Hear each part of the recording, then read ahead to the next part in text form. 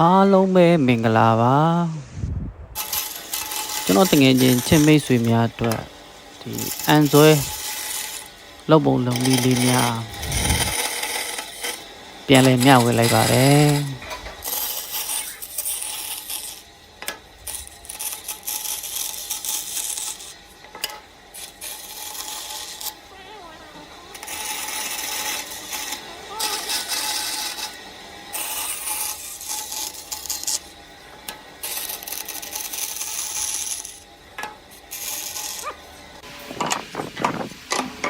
ဒါဆိုရင်တော့အားလုံးပဲ happy ပါပေါ့နော်စွတ်ဖို့ပဲကြံတော့တယ်ပေါ့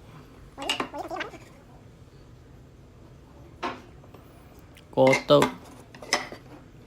တကယ်လောလောဆယ်ကောနဲ့ချုပ်ပေါ့နော်ကောနဲ့ချုပ်ပြီးပင်းပြစ်ပေါ့ဒါမျိုးပေါ့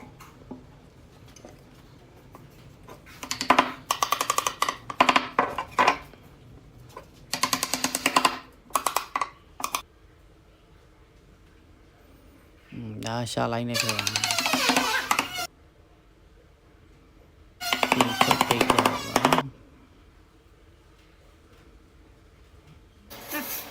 Saka ito lang tayo po. Laswerte nyo.